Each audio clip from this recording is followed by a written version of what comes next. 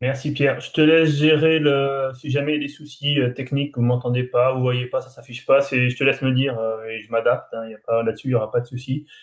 Et ben je vais me lancer alors. Ça va être parti pour une petite présentation sur le faucon cressrelette. Alors comme l'a dit Pierre, moi je travaille à la LPO Occitanie, délégation territoriale de l'Aude. Ça fait une dizaine d'années que je travaille sur le faucon cressrelette, sur toute la partie population de la plaine de l'Aude. On va y revenir après, je vous présenterai les populations et on va y revenir dans la foulée.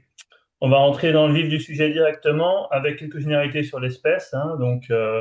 Bon, j'imagine que la plupart savent ce que c'est qu'un faucon crassorellette, hein, qui est un faucon qui est pas très grand, ça fait partie des petits faucons, 29 à 32 cm d'envergure, enfin 22 cm de long et une envergure à peu près entre 58 et 72 cm. C'est pas lourd non plus, hein, ça pèse entre 140 et 160 grammes. C'est une des problématiques qu'on a par rapport à cette espèce. J'y reviendrai tout à l'heure, notamment par rapport aux balises et au suivi télémétrique. C'est un insectivore qui mange principalement des orthoptères, même si insectivore au sens large, hein. Orthoptères beaucoup en Afrique, beaucoup de criquets, mais chez nous, il est quand même bien diversifié, son régime alimentaire. C'est un oiseau qui niche en cavité, donc cavernicole, qui pond entre 4 et 5 œufs, que la femelle va couver, ou le mâle, il se relaie hein, au nid. La maturité maturité sexuelle arrive au bout de 2 ans, donc généralement au bout de la deuxième année, ils sont capables de se reproduire, ce qu'on appellera des subadultes, mais c'est pareil, tout ça j'y reviendrai, vous inquiétez pas, en détail. Et c'est une durée de vie en moyenne d'environ 7 ans, hein. Ça oscille entre moins de 2 pour certains, et jusqu'à, on en a eu qui ont eu 13 ans. Pour l'instant, en France, je crois que le record que Philippe a détenu, il doit être à 13 ans. Moi, sur la population audoise, on est monté à 11 ans pour l'instant. Et cette année, j'en avais un qui avait 10 ans, donc on a bon espoir qu'il continue. Et donc, c'est une espèce qui est migratrice, comme vous le voyez sur la carte du milieu. Elle reste pas toute l'année, hein, du fait de son régime alimentaire insectivore. Donc, elle passe une partie de tout l'hiver. Là, en ce moment, elle est au chaud. Elle traverse le Sahel, au sud du Sahel. Mais c'est pareil, tout ça, les quartiers d'hivernage, les voies de migration, tout ça, on reverra en détail, donc je ne m'éternise pas. Et c'est une espèce qui est classée vulnérable sur la liste rouge dont parlait Pierre, hein, la liste rouge sur UICN France, espèce classée vulnérable. Alors, les critères d'identification, on va balayer très vite, hein, mais c'est juste, donc il a un cousin très proche et très commun en France qui est le faucon crasserelle. Là, je vous ai mis le mâle. Alors, le mâle, c'est assez facile à identifier, hein, et donc la tête est gris-bleu, le dos est uni, et plus ou moins de gris-bleu sur les ailes, hein, selon l'âge des oiseaux, et les plumages, ça varie, mais bon, il y a une bande gris-bleu sur le bord de l'aile. Et le critère absolu, c'est la coloration des ongles, qui est noir luisant chez le cresserelle, hein, comme vous avez dans la petite vignette en haut, et qui est incolore ou gris sale jusqu'à noir clair chez le cresserellette, mais toujours mat, jamais luisant. C'est vraiment un critère diagnostique quand on l'a notamment en main ou de très près. Pour voir les ongles, c'est pas évident. Et en vol, par contre, le dessous est très très clair et avec le ventre souvent assez roux, en fait. Donc un oiseau très clair et peu moucheté, contrairement aux cresserelles. Les femelles, c'est plus compliqué. Alors le meilleur critère, comme tout à l'heure, hein, il y a même le critère des ongles, ça marche aussi. Par contre, après, le plumage est très très semblable, hein, c'est moucheté, pareil, même couleur. Et donc là, c'est plutôt des stries, des taches un peu plus fines. Et derrière l'œil, une joue qui est plus claire, mais une telle variabilité entre les individus que des fois, c'est pas évident. Donc vraiment, le meilleur critère reste la couleur des ongles. Ou en vol, et comme on le voit sur la photo, il y a une tache blanche au niveau du poignet, quasiment au bout de l'aile, en fait. Une petite tache blanche qui est très clair et qui contraste bien avec le reste de l'aile, qu'on ne trouvera pas chez le cresserelle. Mais la femelle est quand même assez difficile. Alors, je l'ai malheureusement pas mis là, je crois. Je vérifie après, mais je crois que je l'ai pas mis et j'ai un bel oubli. Le gros diagnostic, c'est le cri surtout. Le cri est très très différent entre les deux et ça c'est vraiment diagnostic. Et en plus, c'est assez bruyant comme oiseau. Donc, on va dire que c'est plutôt kikiki, un cri aigu chez le cresserelle, et plutôt un peu grave et nasillard, un kéké chez le cresserelle. Donc voilà, ça c'est vraiment un des critères diagnostiques entre les deux. Et pour alors ce qu'on appelle mâle immature entre guillemets, mâle subadulte, deuxième année, c'est tout la même chose. En fait, c'est le mâle qui c'est une fois qu'il a donc c'est sa deuxième année. Il est né l'année d'avant en fait, et donc c'est un plumage qui est entre l'adulte et le jeune. Il est un peu mixte entre les deux. Il commence à avoir une tête gris-bleu, hein, ou un peu plus gris. Le dos commence à être uni, mais il y a encore des taches, et on a encore des taches sur l'aile. L'aile reste encore avec un plumage juvénile, comme vous voyez les deux qui sont au milieu là sur la, ce sont deux juvéniles sur l'antenne là. avec un plumage tout frais, tout moucheté. Et donc le deuxième année, lui, il va avoir commence à avoir un peu de bleu en fin de saison. Pas forcément en début de saison, ça va rester encore tout moucheté, mais en fin de saison, on va commencer à avoir du bleu. Et sur la dernière petite photo de cette diapo, on a un jeune, cette fois-ci, ça reste un jeune, mais un jeune mâle, on reconnaît que c'est un jeune mâle avec sa queue qui est déjà très grise en fait. On peut différencier sur les jeunes mâles femelles souvent à la base de la queue, qui est colorée gris chez les mâles et reste marron chez les femelles, avec une variabilité quand même. Donc souvent, des fois, on a besoin de comparer les frères et sœurs pour savoir, pour être sûr, mais globalement, c'est quand même un critère qui est assez fiable. Alors, actuellement, en France, on a quatre populations de faucons crastrellettes, hein. Donc, on en a la plus ancienne, la plus ancienne en Cros, la plus historique, on va y revenir par la suite. Le centre Hérault, qui se situe un peu à l'ouest de Montpellier, celle dont je suis coordinateur, je fais le suivi, moi, tout ce qui est la plaine de l'Aude. Et depuis récemment, on a une petite population qui se développe dans les Pyrénées, enfin, dans les Pyrénées-Orientales, en Catalogne, on va dire. Donc, dans le pays catalan. Mais comme je vous l'ai dit, ça n'a pas toujours été le cas. On va faire un petit retour en arrière, on va remonter le temps, vous allez voir, hop, là, regardez, hop, à l'ancienne, hein.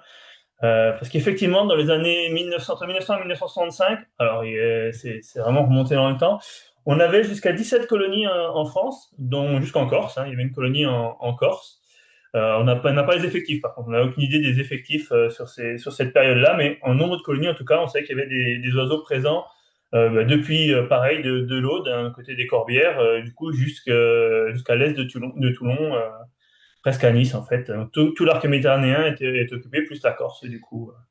Et donc ça, c'était jusque dans les années 65, et de 65 à 83, il y a eu une belle chute des effectifs, et on se retrouvait en 1983 avec une seule colonie, donc dans la plaine de Cros, la seule qui a survécu, avec deux couples. Donc on a vraiment frôlé l'extinction. Alors voilà à quoi ressemble à peu près le paysage en Cros, sont restés les derniers couples dans les années 80, donc les nichés, des tas de cailloux au sol, au milieu de la plaine de Cros, qui est une grande plaine, une grande, on va dire, steppe, avec des coussous de crocs, voilà. Oui, ils ont des tas de cailloux qui ont été faits pendant la Seconde Guerre mondiale et ça fait plein de cavités et ils nichent au sol dans les cailloux, comme vous pouvez le voir sur la photo de gauche. Alors, comment peut-on expliquer cette diminution entre les années 60 et les années, début des années 80?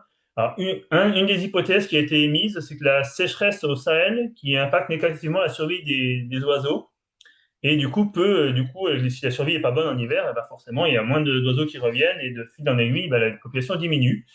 Donc ça, c'est un petit graphe qui compile la pluviométrie au Sahel, de janvier à décembre, hein, c'est une moyenne, hein, depuis depuis 1900 jusqu'aux années 2020. Et ce qu'on peut remarquer sur ce graphique, c'est qu'entre les années 60, c'est ça, 65, moitié des années 60, un peu plus, entre 60, fin des années 60, on va dire, jusqu'au quasiment milieu des années 80, il y a une grosse phase de sécheresse, continue quasiment sur le Sahel, on continue pendant quasiment 20 ans. Et du coup, ça a eu probablement un impact sur la survie des oiseaux et de fait, du coup, la diminution des populations françaises. Mais j'y reviendrai par la suite avec plus en détail. Alors, suite à ce constat, en 1997, du coup, il y a eu alors, de 83, il n'y a pas eu rien entre 83 et 97. Il y a eu des actions qui ont été faites entre 83 et 97, mais il n'y a pas eu de programme officiel, on va dire, sur l'espèce. Le premier programme officiel, c'est le premier, il y a eu un LIFE. Un LIFE, c'est un programme européen, donc de 1987 à 2001, donc sur la plaine de Cros, avec plusieurs objectifs. Le premier objectif, ça a été d'aménager des sites de nidification. Euh, Tiens, les animations marchent plus, moi. Bon, c'est pas grave. Un site donc de nidification. 250 nichoirs ont été posés. Donc, ça soit à la fois sur des bergeries, comme vous avez sur la photo du haut, ou sur ce qu'on appelle sur des plateformes c'est un ancien bunker qui a été fait précédemment pendant des blocs de béton en fait, qui ont été faits pendant la guerre. Du coup, comme c'était tout plat, ça a été recouvert de cailloux et mis avec dont les nichoirs ont été incrustés dedans. Donc, ça fait des super sites de nidification bien sécurisés en hauteur pour les oiseaux. Alors pourquoi l'idée a été de mettre installer des nichoirs pour les oiseaux? Parce qu'on s'est aperçu que sur les sites aménagés, la survie, donc la productivité des jeunes est plus élevée. On est à peu près à 2,5 juvéniles par couple sur les sites en nichoirs aménagés, que quand ils nichent au sol, on est à 1,5. qui s'explique tout simplement parce qu'on a plus de prédation au sol. Hein, il y a entre les couleuvres, les blaireaux, les renards, la chevêche qui peut aussi concurrencer. Voilà, il y a plusieurs facteurs. Donc les sites sont plus sécurisés sur les sites aménagés, ce qui explique qu'il y a plus de jeunes qui arrivent à l'envol. Et à tel point que maintenant, à peu près la moitié des couples dans l'accro, hein, je parle uniquement de l'accro pour l'instant, nichent sur des sites aménagés. Donc le deuxième volet de ce programme, ça a été de se lancer dans un suivi de la reproduction et mise en œuvre d'un programme de bagage. Donc avec l'idée de suivre à la fois les effectifs et la productivité, donc savoir combien il y avait de jeunes à vol par couple, et de pouvoir déterminer les paramètres démographiques, donc tout ce qui est survie, fréquence de reproduction, échange avec d'autres populations. Tout ça, ça pouvait se faire que grâce au bagage. Et donc, il y a à peu près, il y a eu 250 poussins, enfin, il y a 250 poussins, c'est toujours le cas, hein, qui sont bagués chaque année depuis 1997. Donc là, vous avez sur la photo Philippe Pilar, donc le responsable du programme là jusqu'à encore pour quelques mois, qui bague un jeune poussin là au nid. Et du coup, quand ils reviennent en adulte, vous avez sur la dernière photo donc la petite bague métallique sur une patte, la bague du muséum, et sur une bague d'Arvik qu'on peut lire à distance sur l'autre patte. Donc là, ça s'appelle 42H par exemple pour cet individu. Et donc ça, c'est très pratique parce que ça permet de lire avec une longue vue à distance les oiseaux et de pouvoir du coup estimer la survie, la fréquence de reproduction, tous les paramètres démographiques. D'ailleurs, c'est ce qu'on va voir maintenant. Donc, grâce à ce suivi de bagages qui a été fait, que ce soit en CRO, dans l'autre par rapport au... C'est un autre programme, c'est un programme de réintroduction, mais j'y reviendrai après, il y a des oiseaux de baguets aussi. Et donc quelques oiseaux baguets. Donc du coup, on a un peu calculé le succès reproducteur et la productivité pour chaque population. Donc en gros, on est à peu près sur un succès reproducteur de 3 poussins, un peu plus de 3 poussins par couple. Euh, donc nicheur. Par contre, on a une productivité qui est plus basse, ce qui s'explique par rapport à la prédation, notamment au nombre de jeunes à l'envol, qui est plus faible sur l'accro que sur la population occitane, on va dire. Quand je dis occitane, je regroupe à la fois du coup l'Hérault, l'Aude et les Pyrénées-Orientales. Où on a une productivité qui est à 2,8 jeunes par couple pour à peine deux dans l'accro.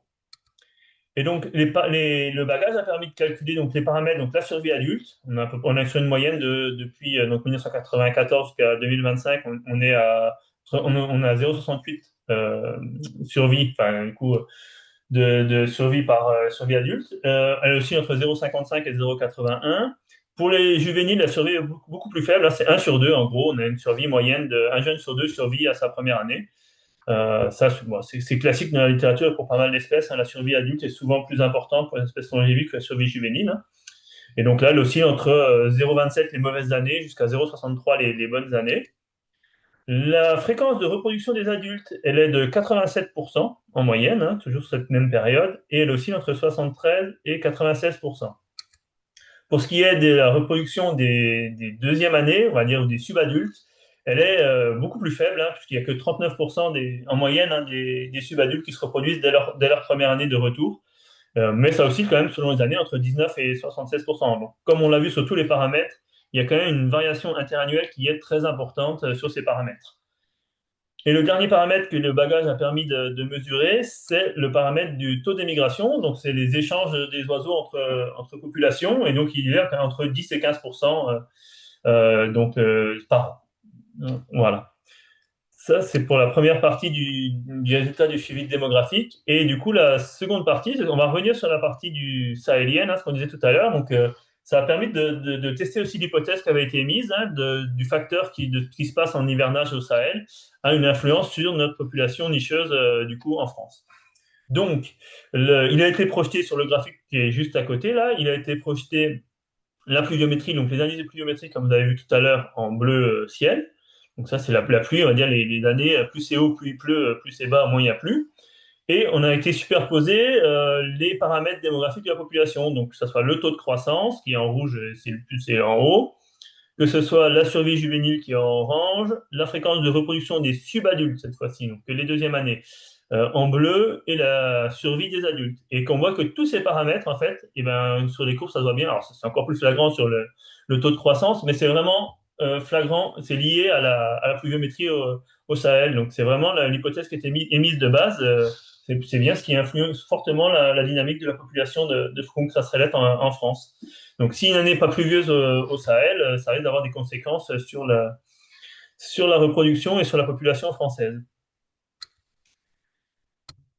Donc, si, parce que je viens de vous dire, si on augmente la pluie au Sahel, donc s'il pleut plus au Sahel, qu'est-ce qui va se passer? Ben, la végétation va plus se développer. Si la végétation se développe plus, du coup, on va avoir une augmentation des proies, parce que les criquets qui sont herbivores, ils sont exceptionnellement de criquets, notamment de gros criquets, la Ornithacris, qui est un gros criquet au sud du Sahel, qui est un herbivore. Donc, il y a certaines années, plus il y a de végétation, forcément, plus il y a de criquets, hein, ça va aussi ensemble. Donc, mieux c'est pour eux. Et du coup, une augmentation du taux de survie des individus. Et donc tout ça a été modélisé par les scientifiques hein, qui ont travaillé dessus et ils ont montré qu'à partir donc, des données récentes, là, une nouvelle modélisation, donc une nouvelle période de sécheresse, n'aboutirait pas forcément, contrairement à précédemment, à un risque d'extinction, notamment grâce à la productivité qui est assez forte côté Occitanie, en fait. Donc ça veut dire on arriverait à produire assez de jeunes avec le taux de survie actuel, même si ça baissait par rapport à la sécheresse, il y aurait assez de jeunes produits pour compenser, pour qu'il y ait toujours un relan de jeunes qui puissent revenir et se reproduire. Donc on ne serait pas sur une forte effondrement. Enfin, on pourrait diminuer la population, mais on ne serait pas sur une disparition, on n'arriverait pas forcément comme dans les années 80 à friser l'extinction. Mais comme ce qui est précisé en dessous, hein, c'est tout dépendra de l'état de la sécheresse. Parce que ça, si c'est une sécheresse qui est pas trop, pas trop forte, et ça peut aller, mais si c'est une sécheresse qui est très forte et très intense et que ça devient carrément le Sahara, là, ça sera pas du tout pareil. Donc, suite au programme, alors, je vous allez voir, j'ai fait un peu des digressions. Il y a une chronologie dans le déroulé, mais je prends les résultats jusqu'à 2025 au milieu. Donc, ça fait un peu bizarre, mais à la fin, vous allez retomber sur vos pieds, hein. Il y a un petit graphique qui résume tout ça. Donc, le deuxième programme qui a été mis en place, du coup, il y a eu le deuxième programme, c'est un premier plan national d'action qui a été mis en faveur du faucon crasserelle, donc qui s'est échelonné de 2001 à 2006. Et durant ce plan, on a eu une belle surprise en 2002 avec la découverte de 11 couples de faucons crasserellettes dans le village de Saint-Pons-de-Mauchien. Donc vous avez une photo du village hein, et un oiseau aussi posé sur le bord. Et si vous regardez bien sur la tuile qui est juste à gauche de l'oiseau, il y a un poussin sous la tuile. Donc cette découverte, on est dans des conditions totalement différentes de la plaine de Crau, hein, comme vous le voyez sur la photo. Hein, on est vraiment sur une colonie en milieu urbain déjà. En gros, on est dans la plaine, milieu totalement naturel, au milieu des tas de cailloux. Ici, on est vraiment en milieu urbain, donc on est on est dans un village, hein, donc avec une niche sous les toits. Donc on est sur une habitation humaine sous les toits, sous les tuiles. Et les habitats d'alimentation autour de la colonie, donc qui est dans le village, c'est vraiment totalement différent. Ici, on est sur des milieux de friches viticoles, de garrigues basses, de pelouses, de vignes, des cultures, des haies. Donc, pas du tout la plaine de Cros, qui est une steppe aride, on va dire. Donc, c'est pas du tout les mêmes milieux. On est sur un contexte totalement différent. Donc, ce premier plan, un de ses objectifs, c'était pour maintenir la population viable, il a été défini par la modélisation par les scientifiques qu'il fallait obtenir au moins 6 populations viables en France. Donc, en 2002, on a découvert la deuxième. Donc, ça, puisqu'il ne restait plus que la Crau, et du coup, la deuxième a été celle découverte donc, dans l'Hérault à Saint-Pons juste avant. Et donc, en 2003 et 2004, une deuxième surprise, il y a eu un puis deux couples qui sont installés spontanément dans des nichoirs installés pour le relier d'Europe, dans la plaine de l'Aude. Du coup, cette fois-ci, on se rapproche donc du coup côté au nord de Fleury. Par contre, ça s'est malheureusement arrêté. Il y a eu deux reproductions et après, ça n'a plus rien donné. Ils se sont pas revenus. Et donc là, vous avez une photo du mâle qui colonisait le site. La femelle était non baguée, mais le mâle était bagué. Et c'était pas un individu qui venait de l'Accro, hein, c'est un individu qui venait de Catalogne, donc cette Catalogne espagnole, voilà. Donc qui était baguet bleu. C'était un Catalan qui a colonisé le site pendant 2 ans et qui malheureusement après soit est retourné en Catalogne, soit est mort et la suite, les jeunes n'ont pas recolonisé le site. Donc, à partir de ce constat, il était décidé donc de réfléchir à créer un programme de réintroduction dans l'autre pour créer donc une troisième population et lancer la dynamique de l'espèce. C'est ce qu'on va voir. Et le troisième programme qui a été mis en place, c'est que cette fois-ci, c'est aussi un programme LIFE, mais c'est le deuxième programme LIFE qui a été mis en place en basse plaine de l'Aude. Donc, l'objectif de ce programme, c'était d'aménager un site de réintroduction nidification, ça servait aux deux, dans la plaine de l'Aude, en y relâchant des poussins issus de captivité nés et élevés en centre d'élevage, en Espagne. En effet, le programme était transfrontalier entre L'ADEMA, donc l'organisme espagnol qui avait déjà ça depuis plusieurs années, qui mettait en place, qui avait monté en fait un centre d'élevage de poussins. Donc, ils ont des oiseaux en captivité, et, ils récupèrent les œufs, les font couver en couveuse, et après, ils nourrissent les poussins jusqu'à à les relâcher sur les sites. C'est ce qu'ils faisaient déjà en Espagne. Donc, ils ont transféré leur savoir. Donc, les oiseaux donc, ont été relâchés dans l'eau, et une autre partie s'est transféré le savoir, parce qu'il y a eu aussi un autre centre d'élevage qui a été créé en France, qui s'est situé à Millau, dans le centre de soins de Jean-Claude Ostruy à Millau. Donc, il y avait deux centres d'élevage qui alimentaient du coup le cabanon pour le relâcher. Donc sur les photos, vous voyez le cabanon à la base, le cabanon Crasrelette, c'est un cabanon de vigne, hein, qui a été acquis par la LPO, et totalement rénové pour en faire un beau cabanon avec une trentaine de nichoirs et une partie qui est qu'on voit en vert sur la face, en fait, qui est une cage de relâcher, donc où les poussins rentrent et sortent comme ils veulent, jusqu'à ce que la trappe soit ouverte pour qu'ils puissent partir, mais ça permet de les habituer au site. Et en fait, c'est comme ça que les colonies se créent. En fait, souvent, c'est que bah voilà, c'est une ambiance de colonie qui fait que ça attire les autres oiseaux, et du fil en aiguille, ça crée des colonies. C'était un peu l'idée. Donc, entre 2006 et 2010, alors ça, il y a eu une poursuite un tout petit peu après le programme. Il y a eu quelques poussins qui ont été relâchés après la fin du programme en 2009. Au total, ce sont 238 poussins de faucons crasserettes qui ont été libérés. Donc, les poussins sont relâchés à peu près à 21 jours. C'est donc juste au moment avant qu'ils soient, au moment en fait où les jeunes commencent à sortir, visiter et explorer les alentours du nid, hein. Avant, ils restent au nid quand ils sont tout petits. Et après, ils sortent, que ce soit en milieu naturel sur les toits, ou quand ils sont sur les colonies, à voir ce qui se passe un peu dehors, et à s'imprégner de cette ambiance pour pouvoir revenir sur leur site de reproduction, parce qu'effectivement, je ne l'ai pas dit au début, mais le faucon crasserellette est une espèce du coup qui revient sur son site de nidification. Alors, site au sens large, on va dire, et il y a toujours des exceptions, comme on le voit avec les bagues, hein, il y a quand même des immigrés, donc, mais globalement, ils reviennent sur le site ou dans le secteur là où ils sont nés, hein. Ça peut être un même village ou le village d'à côté, voilà. Mais généralement, ils reviennent non loin dans l'endroit où ils sont nés, où ils étaient bien imprégnés du milieu. Et du coup, donc c'est un programme qui a plutôt bien marché, puisque dès 2008, il y a eu le premier couple nicheur qui s'est reproduit sur le cabanon, donc sur ce cabanon là, dans la plaine de l'Aude. Alors, quelques photos, du coup, voilà ce que je vous disais, là, sur la photo, je pense en train de vérifier sur, ça c'est à Odema, donc en Extrémadour, en train de vérifier, je pense, si les œufs sont viables ou pas viables. Et une fois que donc, toute la phase d'élevage s'est passée en Espagne, pour une partie, ou à Millau pour l'autre partie, et après, donc, les poussins arrivaient en carton, comme ça, là, vous avez une petite famille de poussins prêts à être relâchés, qui sont mis dans des nichoirs, en fait, dans des grands nichoirs, avec accès sur la photo qu'on voyait précédemment, là, si je reviens, je peux revenir. Là, et ils ont la cage avec accès à l'air libre. Donc, ils rentraient et sortaient comme ils voulaient. Et à la fin de saison, là, quand ils avaient à peu près un mois, la cage était ouverte, et du coup, ils commençaient à voler et à faire et à s'imprégner des lieux. Donc, ça, c'est toujours dans le même. Donc, voilà, ça, c'était pour le programme de. On y reviendra par la suite, vous verrez les résultats. Je ne vous les mets pas au fur et à mesure exprès pour pas pour garder l'effet de la fin de la visio, parce que si je dévoile tout au début, vous avez trouvé ça après ennuyeux. Donc, je garde le résultat pour le suspense pour la fin. Donc en 2007, donc on est toujours en plein milieu du programme en fait de réintroduction. Donc il y a eu une découverte d'un dortoir de faucon crasserette au Sénégal sur l'île de Kousma. En effet, avant 2007, on avait peu d'informations sur les quartiers d'hivernage et les conditions d'hivernage de l'espèce. On savait qu'elle hivernait au sud du Sahel, mais on ne savait pas où, comment, combien. Donc en 2007, donc, du coup, il y a eu un découvert d'un dortoir sur l'île de Kousma. Donc, vous avez la carte. Alors, si vous n'êtes pas familier du Sénégal, je sais qu'il y en a qui le sont, mais en gros, à peu près au centre, juste au-dessus de la Gambie, là, côté de Kaolack, là, il y a une petite île qui a un bras du Ciné Saloum, en fait. Un bras, un fleuve qui passe, qui fait des méandres tout autour, et qui, donc, avec une forêt classée au milieu, avec des baobabs. Et du coup, le dortoir, il se situe dans ces arbres, sur cette petite île. Et donc, le dortoir a été découvert par Philippe, du coup, Pilat, en 2007. Et suite à cette découverte, du coup, de 2007 à 2013, il y a eu un programme de suivi mis en place avec le dénombrement annuel du dortoir et aussi une étude autour des qu'est-ce que font les oiseaux en dehors du dortoir, où ils vont s'alimenter, qu'est-ce qu'ils vont chasser, qu'est-ce qu'ils mangent. Voilà, une belle étude qui a été menée à cette période-là. Et donc, je vais vous présenter les résultats de cette étude. Donc, en 2007, la première année, c'est l'année record, hein, il y avait 28 600 faucons. Voilà, vous avez une petite photo à droite, là. Ça vous laisse imaginer un peu l'ambiance, hein. C'est assez grandiose. Donc de 2007 à 2013, au début, on était sur des 27, 20 000, plus de 20 000 oiseaux. En 2011, on était passé à 15 000. 2012, on était remonté à pas si vite. On était remonté quasiment à 28 000.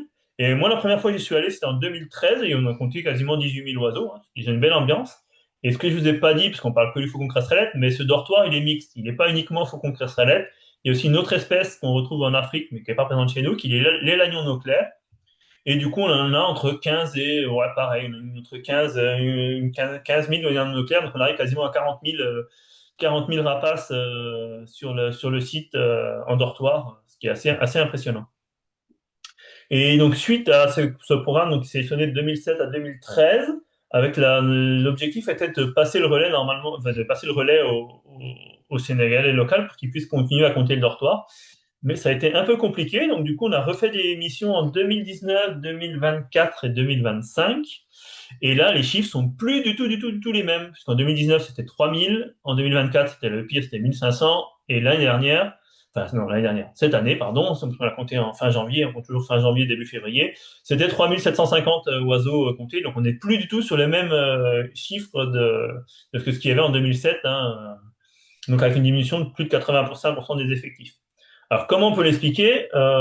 C'est pas forcément une diminution de l'espèce, même si a priori, ce qui a été montré, c'est qu'il y a beaucoup d'Espagnols qui sont venus. La population espagnole se portait pas forcément bien ces dernières années. Ils ont une grosse chute de population. Mais bon, ça explique pas à elle seule la chute des effectifs espagnols, n'explique pas la chute du dortoir et des effectifs qu'il y avait au dortoir.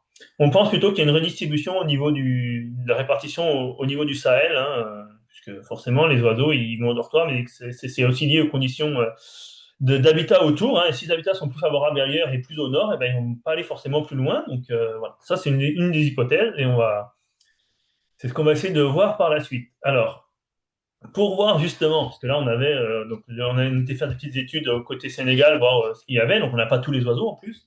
Et on avait du coup le trajet, on savait pas par où il passait encore, on savait pas. Donc on a commencé en 2012 avec une première technologie qui était des géolocateurs. Donc ce sont des petites, je crois que ouais, j'en ai un en dessous. Sur la photo d'après, je vous montrerai à la fin. C'est des petits enregistreurs en fait, ça enregistre la lumière et donc qu'on a fixé sur la bague. Hein, c'est très léger, ça pèse 1 à 2 grammes. Et on a posé du coup sur 27 oiseaux, 7 dans l'eau et 20 en croc, donc 15 femelles et 12 mâles. Et donc, ce petit géolocateur, il enregistre la luminosité et en fonction de la latitude et de la longitude, l'heure du jour n'est pas la même. Donc, on peut faire des calculs et extrapoler, en gros, avoir une position de l'oiseau à un moment donné. Alors, je vous arrête tout de suite, la position, c'est pas un GPS. Hein. Là, on est sur précision à peu près à 200 km. Hein. 100 latitude, 200 en longitude. Donc, on est vraiment sur de la on est sur de la grosse patate. Hein. On n'est vraiment pas sur du précis. Et l'autre inconvénient de ce système, c'est que ça nécessite de recapturer les oiseaux. Donc, il faut que la deuxième année revienne et qu'on puisse les recapturer pour récupérer le géolocateur et étudier et voir ce qu'il y avait dedans. Néanmoins, ça nous a permis d'avoir une première carte du coup d'hivernage des oiseaux français. C'est les premiers résultats. Donc, la bande verte sur la carte, c'est la zone au sud du Sahel. Hein. Et donc, on voit que les oiseaux se concentrent à peu près dans trois principaux secteurs en plein milieu du Sahel. Du coup, et le dortoir si je ne peux pas vous le pointer, je ne l'ai pas mis sur la carte, mais en gros, le dortoir de Kaolack est à l'ouest quasiment. Il n'y a pas quasiment pas de points. Il y a un ou deux points autour du dortoir, mais voilà. Ils ne sont pas allés souvent sur ce secteur-là. Tout est relatif, sachant qu'on est quand même à 200 km de précision. Donc ça, c'était le premier petit. Donc vous avez le géolocateur fixé sur la bague. On a mis des petits serflex, percer la bague, mis le serflex sur la bague pour pouvoir le fixer et le mettre sur l'oiseau.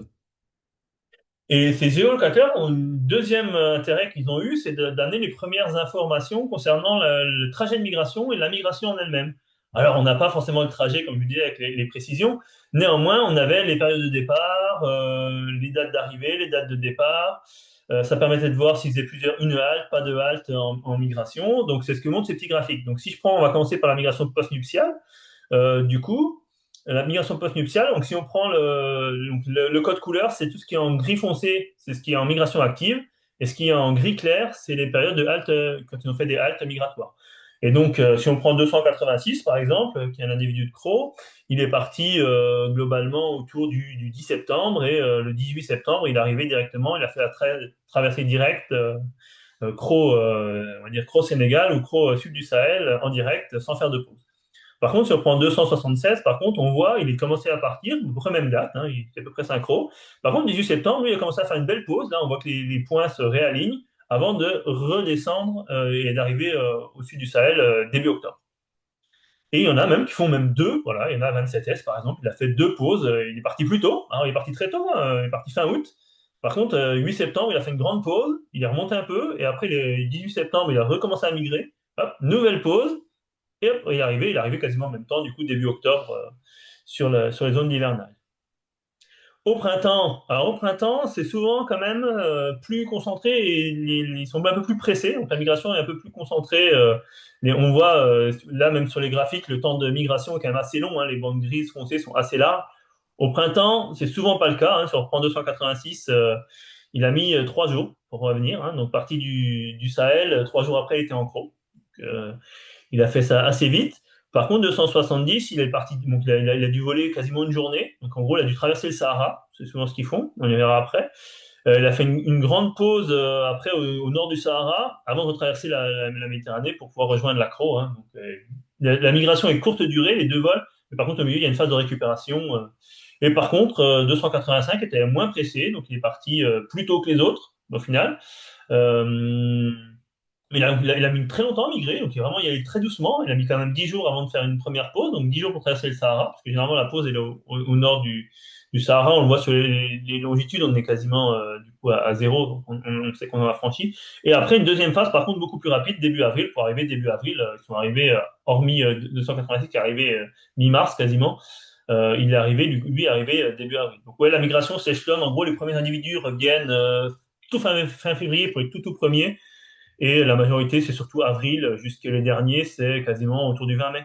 Et c'est surtout les deuxièmes années qui reviennent plus tard. Les adultes connaissent mieux le chemin, donc reviennent plus tôt. Donc après l'avoir travaillé sur les géolocateurs, on a eu la possibilité de pouvoir poser des balises GPS cette fois-ci. Alors, ce que je vous disais tout à l'heure, le poids, nos 140 grammes, 160 grammes, c'est un problème pour pouvoir mettre les balises GPS, puisque donc ça fait très longtemps que les balises GPS sont déployées sur des oiseaux, hein, notamment sur les gros oiseaux, les vautours, les cigognes. Mais on peut mettre des grosses balises qui, à l'époque, faisaient quasiment 50 grammes. Si on met 50 grammes sur un oiseau de 150 grammes, comme on dit, il va pas traverser la Méditerranée. On va le retrouver coulé avant.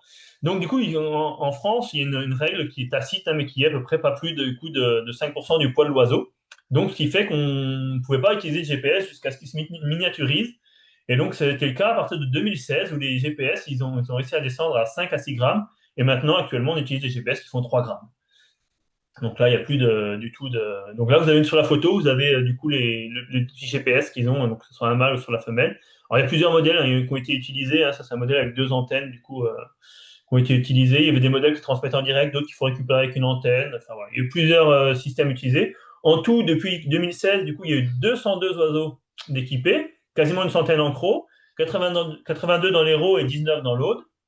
Et grâce au GPS, par contre, là, on a le déplacement dans les moindres détails avec une précision qui peut aller jusqu'à 5 mètres.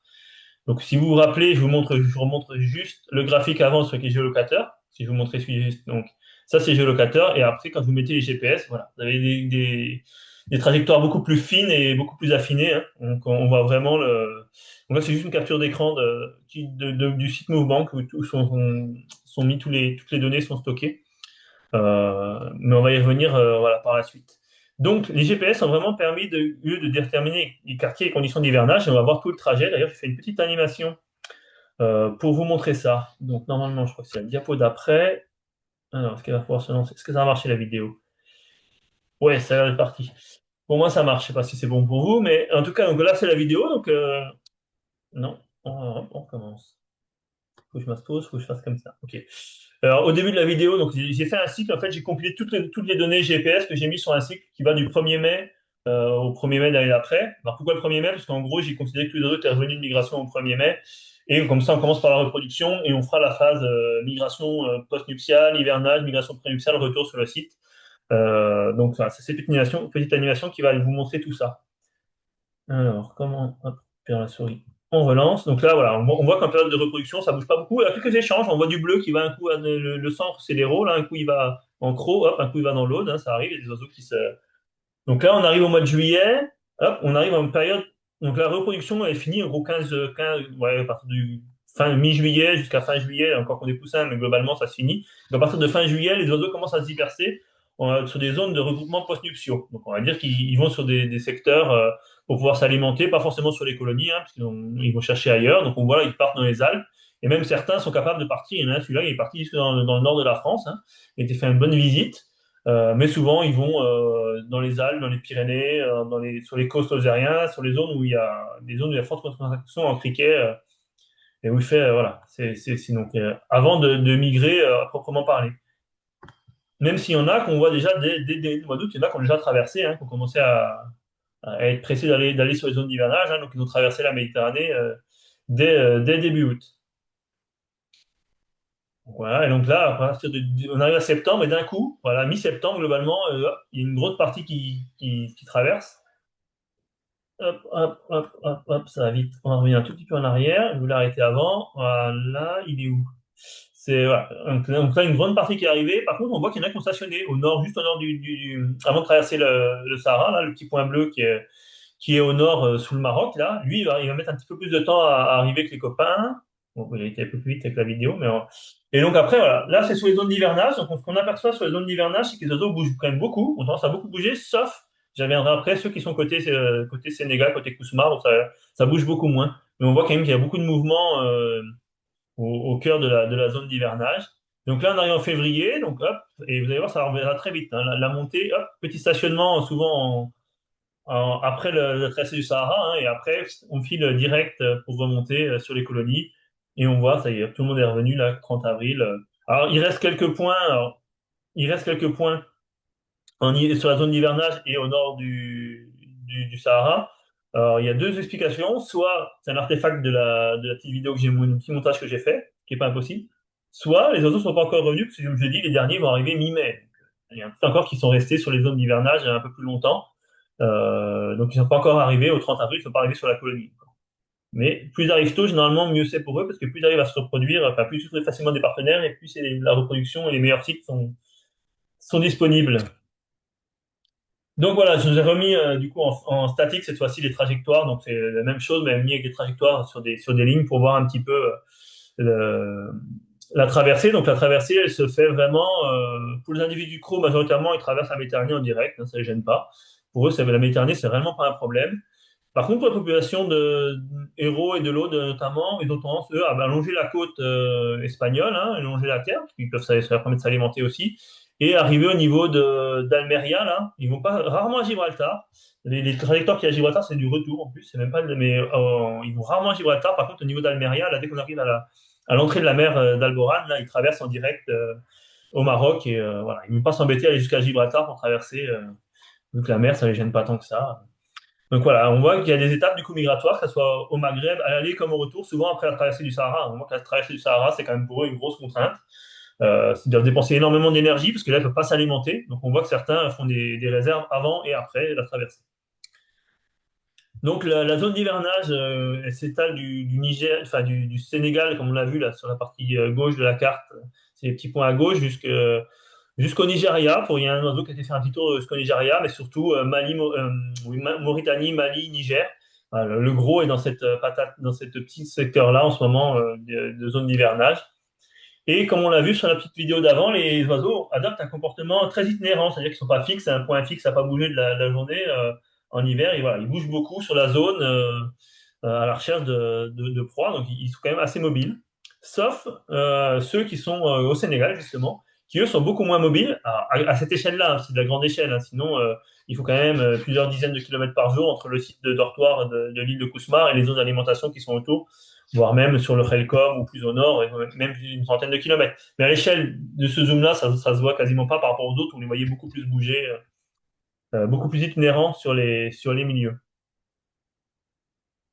Donc, en plus de ces voies de migration que les GPS ont permis d'étudier, ils ont également permis d'étudier les domaines vitaux et les stationnements, du coup, les mouvements post-nuptiaux. Donc là, vous avez un exemple de suivi de domaine vital de la colonie héroltaise, hein, qui a été faite à partir de données GPS des 82 oiseaux équipés dans les rangs. Alors, qu'est-ce que ça montre balise, enfin, ça a montré aussi une chose, c'est qu'il y a une menace qui pèse sur les oiseaux qui sont les parcs éoliens. Effectivement, donc on le voit bien là, si je vous montre sur la carte, voilà. Donc sur le parc éolien d'Omlas, qui se situe en plein cœur du domaine vital de la colonie héroltaise, hein, donc de Fougon-Crastrelet. Donc il y a 31 éoliennes, c'est tous les petits points que vous voyez sur la carte. Et donc de 2011 à 2025, on en est à 74 cas de mortalité constatés. Quand je dis constatés, c'est les cadavres qui ont été trouvés. C'est pas forcément le nombre d'oiseaux qui sont morts, et puis il y en aura bien plus. Mais en tout cas, on a été trouvé au moins 74 cas de mortalité. Donc voilà, vous avez un exemple sur la photo du milieu. Donc, à force, enfin, suite à ça, sous les contraintes des autorités, EDF Renouvelables, qui sont propriétaires du parc, ont dû trouver des solutions pour limiter leur impact sur la population. Donc, ils avaient mis en place des systèmes d'effarouchement qui, pour l'instant, sont très peu efficaces jusqu'à présent, hein. Et depuis quelques années, grâce aux balises GPS qui ont été posées, ils font du bridage dynamique qui varie selon les conditions météorologiques. Parce qu'en fait, ils ont analysé avec les balises GPS tous les déplacements des oiseaux en fonction de la pente, du vent et des conditions, et en fonction du coup des modèles qui ont été créés. Comme ça, ils peuvent arrêter une partie du parc selon les conditions météorologiques où les oiseaux sont censés aller, parce qu'ils suivent beaucoup le relief, hein, pour aller s'alimenter. Ils ont des portances, hein, ça permet de rester en stationnaire facilement. Donc voilà, ils ont mis un bridage dynamique qui a l'air un peu plus efficace que les systèmes d'effarouchement qui jusqu'à présent ne sont pas du tout efficaces sur cette espèce. Donc en 2025, cette année, vous avez quasiment, bon, probablement beaucoup de monde a entendu parler, hein, EDF Renouvelable a été condamné au tribunal, au pénal, hein, pour destruction d'espèces protégées suite à une plainte de FNE. Donc, ils ont été sommés d'arrêter le parc, hein, donc le parc n'a pas tourné de l'année. Et pour pouvoir remettre le parc en fonctionnement, EDF Renouvelable est en train de faire une demande de dérogation pour destruction d'espèces protégées. Donc là, la démarche est en cours, hein, donc ça devrait arriver dans les mois ou mois qui viennent. Et donc, on parle d'Omlas parce que c'est le parc qui a fait le plus de bruit et qui a le plus de cas de mortalité, mais il faut savoir que c'est pas le seul en France, hein, qui est concerné, hein. On va pas tout mettre sur son dos, hein. On a au moins 14 autres cas de mortalité constatés sur d'autres parcs en dehors du parc d'Omlas.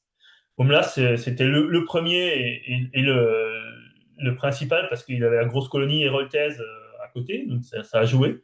Mais c'est pas le seul, et maintenant on voit quand même qu'il y a des cas de mortalité, notamment sur la population audoise. Là, on en a encore eu moins deux cette année. Là. Voilà, donc là, je vous ai mis une petite carte à côté où on voit les parcs éoliens en noir et en orange. En noir, ceux qui sont hors répartition du faucon crasserellette, et en orange, tous les parcs qui sont situés dans le domaine vital des faucons crasserellettes, hein. Donc on voit qu'il y a quelques parcs. Et donc, une des recommandations du plan national d'action, bah, c'est effectivement d'éviter au maximum, enfin, pas au maximum, c'est bien d'éviter totalement l'implantation des parcs éoliens dans les domaines vitaux des colonies.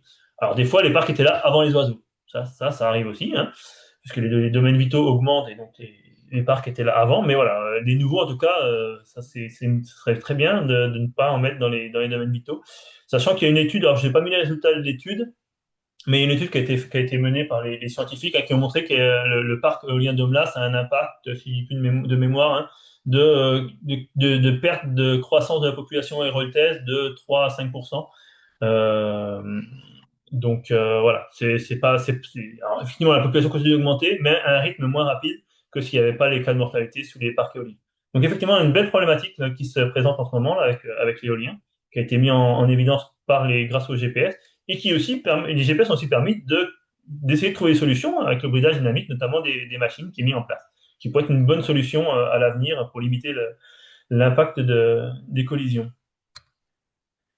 Alors ça, je vais pas vous le passer, vous l'aurez dans le diaporama, c'est donc le nouveau plan national d'action. On est au troisième du coup, on arrive au troisième plan national d'action qui se déroule qui a commencé en 2021, qui se finira en 2030. Donc il y a une petite vidéo de présentation qui est disponible en ligne, mais voilà, le lien est affiché sur l'écran et il sera donc dans le diaporama, et vous pouvez y retourner.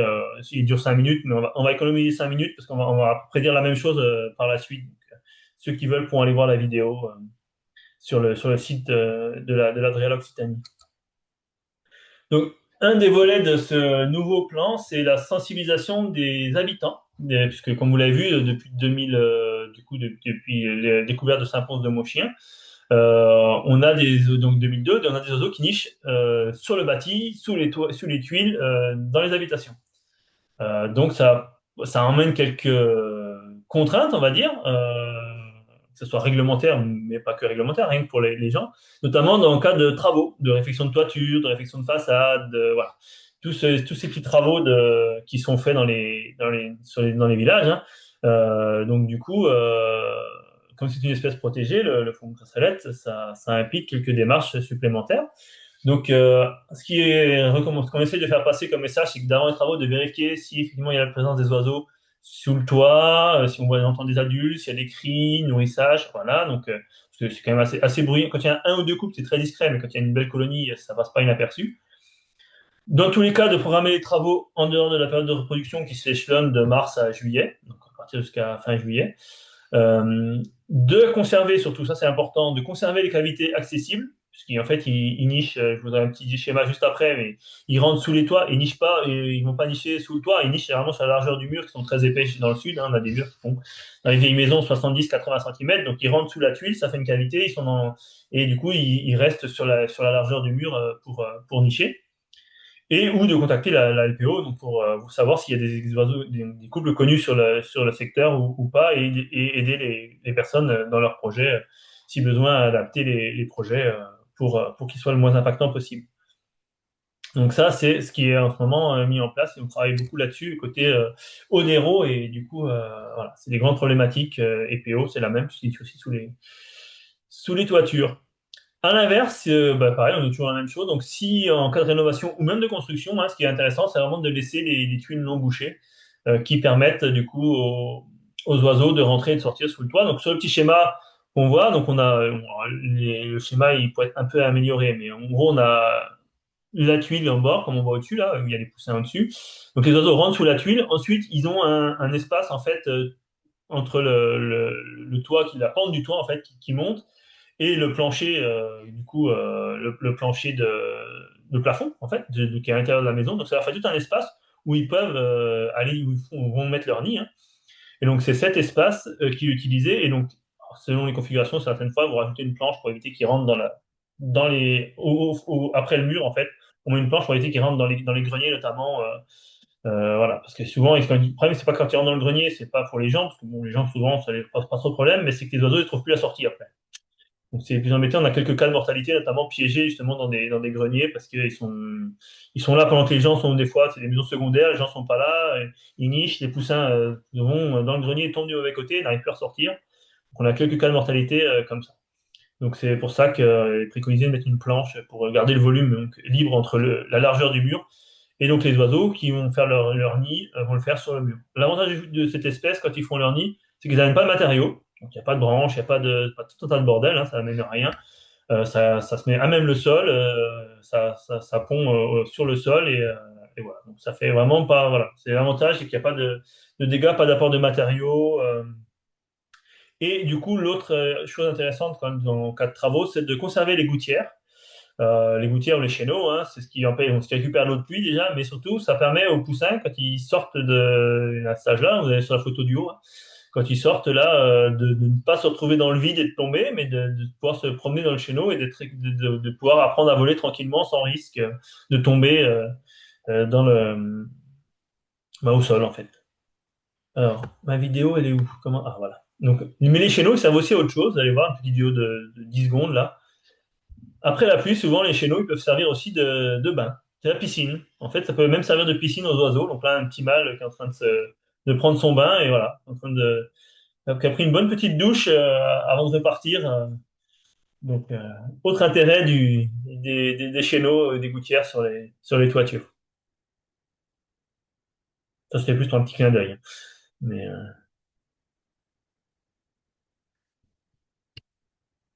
et donc, on parle de la chute du toit des jeunes, hein. Donc, effectivement, la vie au sol, pour eux, comporte un certain nombre de risques. Non pas qu'ils soient pas nourris par les parents, parce que les parents, même au sol, n'importe où, les parents vont les nourrir. Ça, il n'y a pas de problème là-dessus.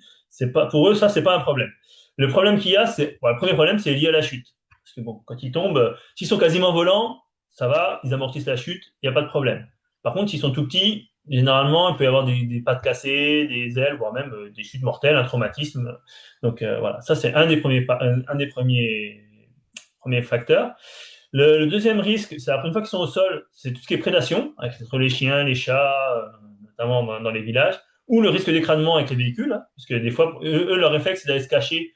Dès qu'ils trouvent un endroit pour se cacher, bah voilà, pour se mettre à l'abri, alors des fois, c'est contre une roue ou sur une roue de voiture. Donc forcément, quand la voiture redémarre, bah voilà, le poussin, il finit comme une crêpe.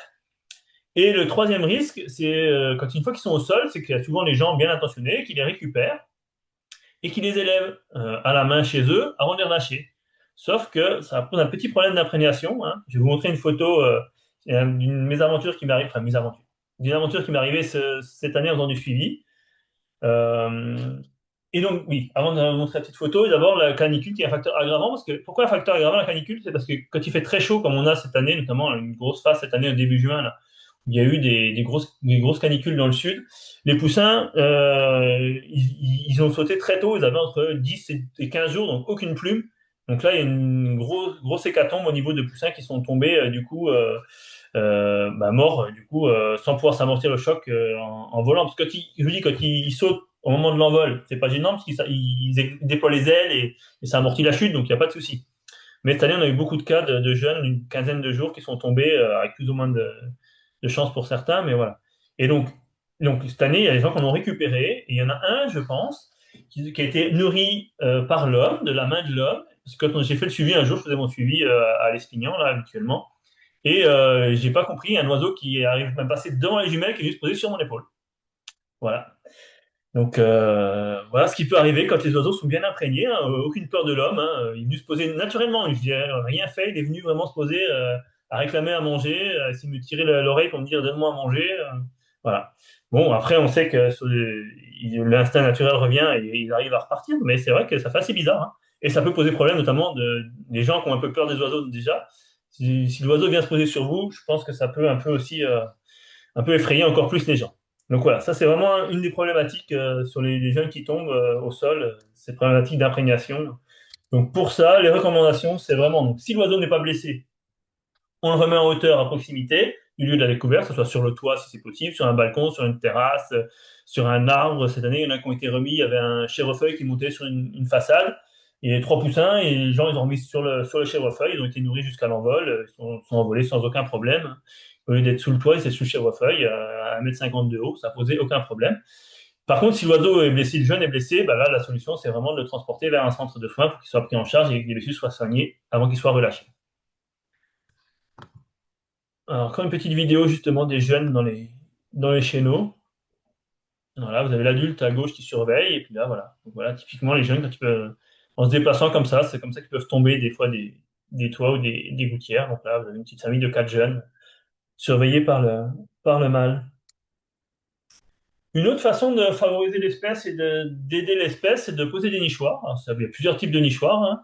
Que ce soit des nichoirs en façade, comme on voit sur la photo de gauche, des nichoirs intégrés lors de construction ou de rénovation dans le mur, donc des nichoirs parpaings intégrés au mur, hein. Vous avez un exemple sur la photo du milieu, ou que ça soit en sous-toiture, donc sous la toiture, avec des tuiles chatières pour pouvoir laisser l'entrée, qu'ils arrivent du coup dans un nichoir en sous-toiture. Si on veut pas qu'ils aient accès au grenier, on peut aussi faire ce système-là et par rapport comme cette espèce est coloniale, hein, c'est pas on peut en mettre plein, c'est pas un problème, hein. Ils se tolèrent très bien les uns les autres, hein, ils vivent en colonie, donc on peut disposer d'un grand nombre de nichoirs. C'est vraiment pas un souci. On n'a pas de concurrence contrairement à d'autres espèces. Donc voilà, ça c'est les problématiques qu'on travaille avec les habitants des villages occupés par l'espèce actuellement. Alors maintenant, on va en arriver à l'évolution de la population française, parce que je vous ai dit plein de choses, mais je n'ai pas parlé de chiffres encore. On n'a pas parlé des chiffres, des effectifs, on est resté à deux couples en 1983. Donc vous allez vite comprendre, vous avez un peu compris à travers mon discours, hein, c'est que la population est plutôt en augmentation, hein, et on va le voir visuellement d'abord au niveau de la répartition avec une forte augmentation de la distribution. Donc, on avait 23 km² occupés en 1983. Donc, c'est le petit point, oui, en 83, mais en 85 aussi, parce que c'est la même chose. C'est le petit point, du coup, marron foncé, là, sur ma carte, à droite. Alors, j'ai fait après, par pas de temps de 10 ans, j'ai fait l'évolution de la répartition sur des pas de temps de 10 ans. On voit en 1995, la population en croc avait déjà légèrement augmenté, avait un domaine vital un peu plus grand. En 2005, elle s'est encore étendue et du coup, on voit apparaître en verdâtre, du coup, c'est un jaune, mais avec le transparent, ça fait un peu un verdâtre clair, là, en milieu sur l'héros, on voit apparaître donc, la colonie héroltaise en 2005. En 2015, du coup, c'est le bleu plus clair, donc on voit, ça commence à s'étendre. Il y a eu un couple qui s'est reproduit dans le Gard, en limite Hérault-Gard. Donc l'Hérault continue de s'étendre et du coup l'Aude commence à bien fonctionner. On avait donc le gros rond dans l'Aude, c'est la colonie de réintroduction donc des programmes de réintroduction et on avait déjà la colonisation de nouveaux petits secteurs, c'est les petits points bleus qu'on a à gauche. Et donc c'est les chiffres de l'année dernière, 2024, c'est la zone bleu foncé entourée de blanc là, c'est le dernier domaine vital qui a été calculé où on est du coup à plus de 2000 km² maintenant sur quatre sites. Les quatre colonies. Alors le Gard, les deux petits points du Gard au milieu ont disparu entre 2024 et 2025. Cette année, il n'y a pas eu de coupe de retrouvés. Mais pour les quatre autres populations, donc l'Accro, moi l'Hérault, hein, l'Hérault c'est aussi grandement développé là. Ça commence à faire une grande population qui s'est bien étalée. Et dans l'autre, c'est pareil là. Les deux vont pas tarder de se rejoindre. Ça continue à ce rythme-là. Et on a une petite population qui se développe côté Pyrénées-Orientales en Catalogne.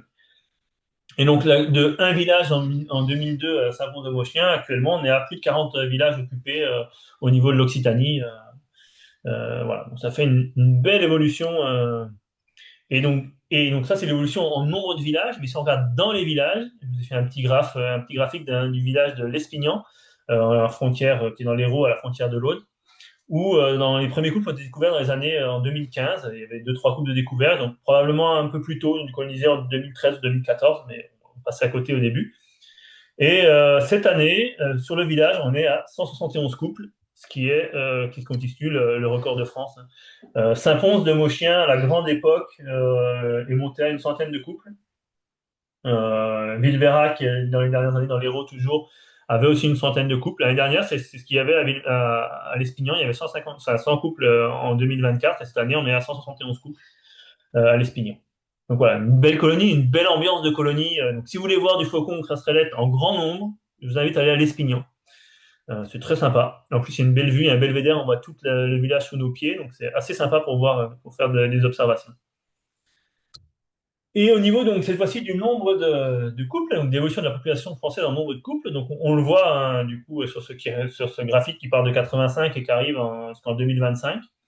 Donc, en bleu ciel, c'est la population française totale, hein, c'est le cumul de toutes les différentes colonies. Donc, on voit que de 85 jusqu'à 2002, c'était uniquement et 100% l'accro qui faisait la population française. Et donc, à partir de 2002-2003, on commence à voir apparaître la population héroltaise.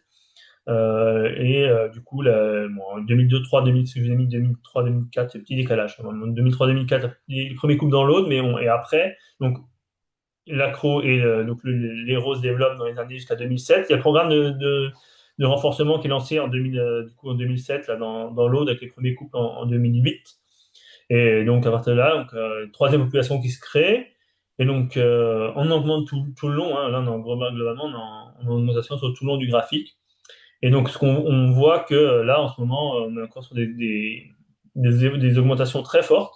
Et apparition, du coup, des Pyrénées-Orientales, donc de la population catalane, en 2021, une première année. 2022, le couple qui avait niché n'a pas été retrouvé. Donc, c'était dans le village de Rivesaltes. Mais en 2023, de nouveau, un couple a été découvert dans le même village de Rivesaltes. Donc, probablement un des jeunes nés en 2021 qui est revenu se reproduire sur le site où il est né en 2023. C'est probablement le trou au milieu. C'est souvent ce qui se passe au début dans les colonisations de nouveaux sites, nouveaux villages. Il y a des pionniers, ça marche des fois ça marche pas. L'année d'après, ils vont voir ailleurs. Mais les jeunes qui sont nés la première année là reviennent, eux, reviennent sur le village. Comme ils ont pas, ils disent que là c'est bien, eux ils ont connu que ça, donc c'est bien pour eux. Donc c'est comme ça que ça forme des nouvelles colonies en fait sur les villages. Et donc actuellement la population française, on est à 1252 couples. Donc voilà, on a passé les 1000 couples cette année très largement. Et après ça se décline en 528 dans la population du centre Hérault, 467 pour la population audoise. Donc je vous dis que le programme de renforcement a plutôt bien marché. Hein. Voilà, on voit bien le résultat là. 251 en CRO. Alors l'accro, ça augmente pas plus que ça parce que en fait, enfin, il y a deux facteurs. Un, l'accro est saturé, on va dire, euh, et les disponibilités en cavité sont limitées. En fait, les 250 nichoirs qui ont été posés ont été réduits ces dernières années, notamment par rapport à la problématique du cricket croc. Donc c'est un criquet aptère là, qui est pas endémique, mais qu'on trouve uniquement en Crau et très peu ailleurs d'ailleurs. Je crois qu'il y a encore enfin, un criquet hérisson, mais qu'on trouve une autre sous-espèce ailleurs, mais en gros qui est endémique de la Crau, et qui a vu ses effectifs s'effondrer. Donc pour limiter la concurrence et notamment enfin, la prédation par le faucon cresserelle, il a été choisi donc sur la réserve de fermer une partie des nichoirs pour les oiseaux. Donc il doit rester de mémoire une centaine de nichoirs disponibles sur le site de la plaine de Crau, ce qui explique que du coup le site est saturé, hein. Mais bizarrement, le site est saturé, mais les oiseaux ne connaissent pas les villages aux alentours. Hein, la Crau, c'est particulier, hein. Ils sont vraiment sur cette plaine qui est ultra attractive et autour, pour l'instant, ça prend pas. Contrairement aux villages dans l'Aude ou dans l'Hérault, ça se disperse. On a commencé, ils font des sauts des fois de 20 km. On a commencé à Saint-Pons-de-Moschien. Maintenant, on est arrivé enfin, l'Hérault arrive quasiment à Béziers, Cazoul-les-Béziers, et nous, on a commencé à Fleury, et maintenant, on arrive quasiment, on a passé Lézignan, on va arriver quasiment à Carcassonne si on continue. Il y a même un couple une année qui s'est reproduit quasiment à Carcassonne. Donc on voit vraiment que c'est pas du tout la même dynamique c'est vraiment des problématiques assez différentes, voire complètement différentes entre la plaine de l'Accro et les autres populations qui nichent en village.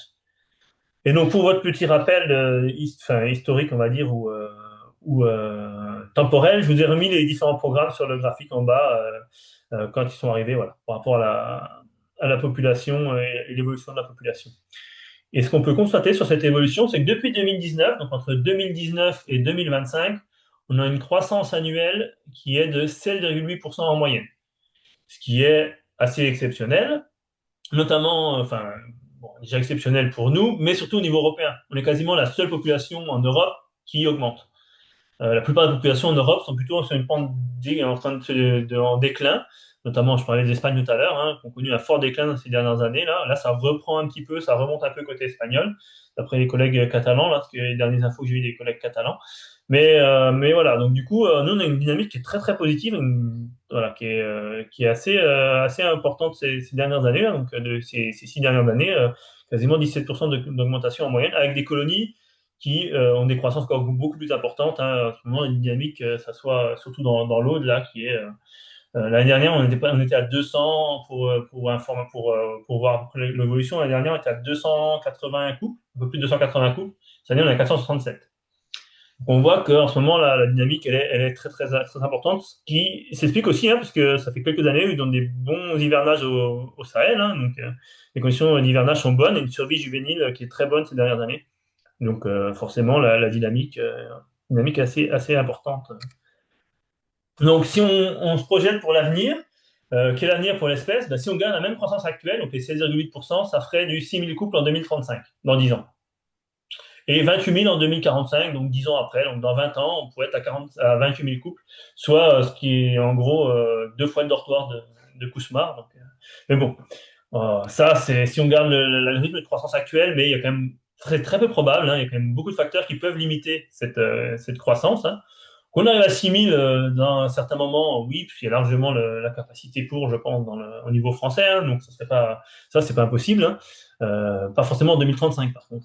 Mais quand on voit la dynamique, mais en tout cas, là, si ça continue sur ces dynamiques-là ces années prochaines, ça va être. Mais bon, on est toujours qu'à 4 populations, on n'est pas aussi, c'est encore espéré dans le cadre du programme. Il sera peut-être à la fin du programme, hein, mais bon, pour l'instant, en tout cas. Voilà, donc les facteurs qui peuvent limiter cette croissance, bah, c'est la disponibilité en cavité. Alors plusieurs facteurs, donc que ça soit, bon, en gros, il y a des nichoirs fermés, ça va limiter la disponibilité en cavité. Donc, en gros, c'est saturé. Et dans les villages, il y a 2 facteurs qui peuvent limiter le nombre de cavités. Bah, c'est les rénovations, où les gens bouchent toutes les toitures, donc plus d'accès à rien, plus de trous nulle part, que ce soit pour les crasserellettes, mais pour d'autres espèces, hein, martinets, moineaux, voilà, il y a plein d'espèces qui en pâtissent. Hein. Donc ça, et toutes les constructions neuves, c'est pareil, sont tout bouchées.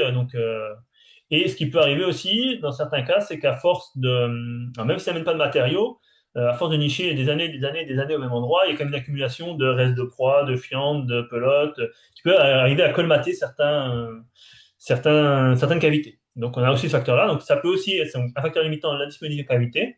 Autre facteur qui pourrait être limitant, notamment, bah, c'est tout ce qui est disponibilité en habitat favorable, parce qu'il faut pouvoir les alimenter. Hein. C'est bien d'avoir 6 000 couples, il faut qu'ils puissent s'alimenter et se nourrir. Donc les habitats, quand ils commencent à trop se refermer, ou si pour des changements de pratiques, ils deviennent plus favorables, voilà, ça c'est un des facteurs importants.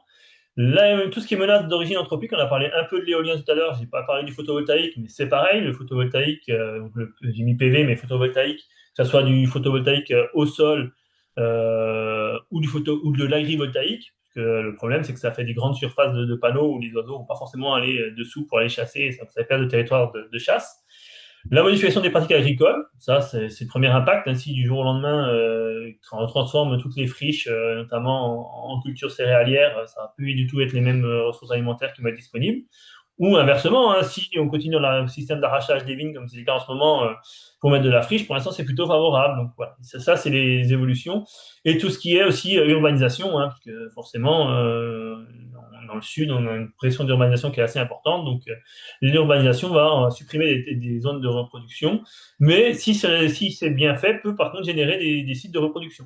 Donc des nouveaux secteurs, donc des nouveaux sites de reproduction. On a le cas là sur Lézignan. Moi, cette année, j'ai un immeuble assez récent hein, qui est colonisé, qui a trois couples là, qui ont colonisé cette année. Le toit, ils ont laissé les tuiles ouvertes sous le toit et les trois couples sous l'immeuble qui nichent sous cet immeuble.